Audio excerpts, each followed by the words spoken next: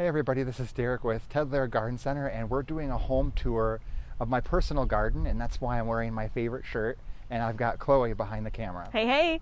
We're gonna start here at my prairie-inspired garden is what I call it. So it has mostly native elements, but it also has a few non-natives as well, but it's still inspired by basically what you see in Iowa's natural areas, like prairies and whatnot. So let's start with this clematis. I'm sure it's going to be one of the showpieces. This is a perennial clematis that stays in a bush form, so it doesn't grow up a vine, so it doesn't need a trellis. And I really love the way the bells hang down. It also has a really cool seed head too, so one of my favorite ones to look at. And there's a lot to show, so to keep the video a little shorter, we're going to do the garden we're at. The small garden over here, we'll do a quick one, and we're going to end at one of my favorite dinosaurs, thuja, which is the one that's pruned in the shape of a shrub out of arborvitae. And I'll explain that one further. Let's go around this way.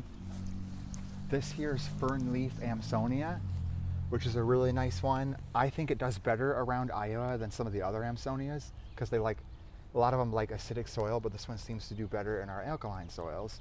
And it also has a nice fall color too. It tends to be yellow in nature, very bright. And its texture is so different too. Does this one come in blue and white? I've only seen it in blue, but I wouldn't be surprised if there's a white as well. This one looks a lot more white to me. It does. It's kind of like if you look at it in a right light, it's kind of more of a sky blue than it is like a traditional bright white. It's very pretty. And then we have my hardy cactuses here, which is another one. A lot of people notice these in my gardens. These are these cactuses originate from Minnesota, and they're hardy prickly pears. And I'm doing a class in July that's going to feature hardy cactuses. And they are, and this is the reason why, because they do so well here, and you can see all the flower buds. They'll be blooming here in about probably 2 to 3 weeks. So many buds. There are. And like I said, there's a lot of plants to show. So I got to pick just some of the favorites. We have the Baptisia. That one's called Prairie Blues, which I picked because of the name. And as you can see, they remind me of lupines, and they're just so pretty. I just love that color. I do too.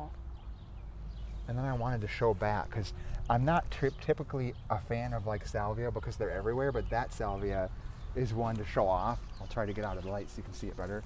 Because it's like a two-tone salvia, so it's one of my favorites because of that 2 different colors. I forgot the name of that one, but you can see them everywhere now. They're pretty much available pretty widely.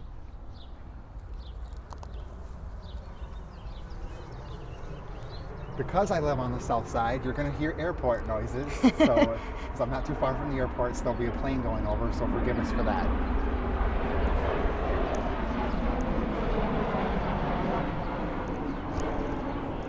Here's some irises. They smell just like, those lollipops that are different colors, I'm pretty sure they're called lollipops. They have that Tootsie Roll center, you know what I'm talking about? Yes. They smell just like that to me. And this is a shorter iris too. I like it for its short size, so it makes a good place for the edge of the garden. I like these kind of flowers that bloom after the spring bulbs, but before the summer flowers. It's just a nice one to bridge the gap. Very easy plants too. It is. They tolerate so many wide conditions. So let's go over to this little flower bed here. Pennsylvania sedge is a staple throughout most of my gardens because it's sun tolerant, it's shade tolerant, and it makes a really nice ground cover. And the idea behind this for me is to make it be like a mulch. So it's going to eventually replace my needs for mulch because it'll fill the spaces between the perennials.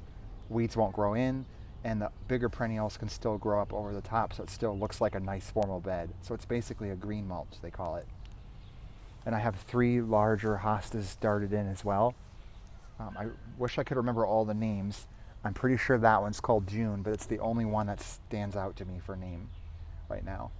Otherwise, most of the stuff in this bed isn't quite, it's between daffodils and the blooms, so the daffodils are the foliage here. I just let them turn yellow on their own, and then they will just kind of wither away with time, and all the other stuff will fill it out.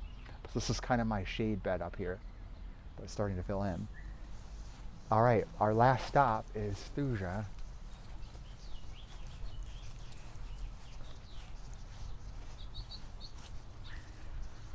So I'm sure you saw that bird fly. There's actually a nest right now inside of Thuja's head. Should we try and show it? You can try to, but I don't know if you'll be able to see it. It's in there, and they don't mind me being around because I'm out here so often. They just kind of know I'm around. So I don't stay around here too long, and I'm letting them do their thing because they wanted to make their nest there, so that's what they wanted to make it. But this is Thuja, named because it's made out of arborvitae. That's the scientific name for arborvitae, so I thought that was a clever choice for a name. And for most people that don't know, this shrub was already pruned in this manner when I got it, and I just have to shape it once a year. And I do keep it well watered too. So I just wanted to show off a few flower beds. I know there's more to see. You can do a quick pan over of those. But because there's so many and I want to keep my video shorter, I'll just kind of do different gardens throughout the time. So that is all for this video. We'll see you in the next one. See ya. See you next time.